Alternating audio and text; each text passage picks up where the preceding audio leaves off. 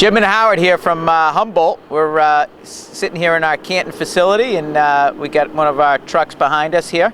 And I thought Howard would take a minute and maybe talk a little bit about the tipping. You know, a lot of times customers will call up during the move and want to know, hey, should I tip the guys? If I should tip them, what should I tip them? You got any thoughts to offer out at the customers? I got a lot of thoughts on this one. You know, I've been in the business 35 plus years, and this is the hardest question to answer because people want to be appreciative of getting good service, but my thoughts have always been, you're paying us good money for great service, and we should be giving you great service, and we're not looking for anything extra. And I certainly cringe if I ever think that our crews would be looking to ask a customer for a tip beyond what we're getting paid to do the job. However, that being said, certainly when people get a good job, when they're very stressed out, in a tough situation like a move, they certainly want to show their appreciation. And the crews love it, they appreciate it.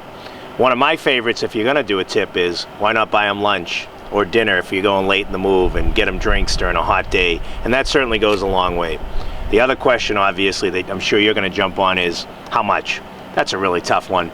You know, it's what you're comfortable with. I tell people don't go crazy and think it has to be hundreds of dollars. $10 or $20 is certainly enough to help people feel appreciated. Yeah, it can be difficult too, because who knows how many people are going to be on your move. You might have 2 people on your move, or you might have 5 or 6, and then you got to worry about the origin, destination, so you might have 7, 8, 9, 10 different people on your move. Yeah, and it's strange because you can tell people don't give a lot, and sometimes people do, and it's certainly their prerogative, and it makes you feel good because you know they really appreciated the crew, but it's an individual decision.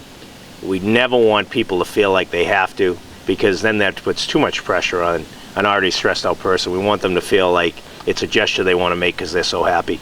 Yeah, you know, from our perspective, the crew training, as you know, the training we give our crews is that expect nothing. You show up and you expect nothing. You bring your own water, you bring your own Gatorade, but if the customer offers you something, that's awesome.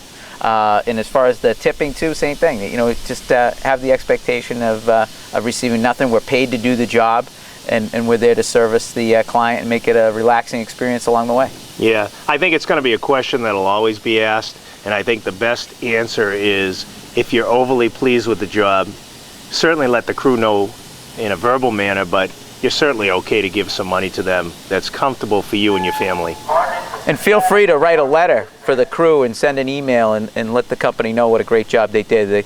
The crews do appreciate that kind of reward also. It means a lot. It helps us too. We know what's going on out there. Awesome. Thanks, All right. Howard. Thanks, Jim.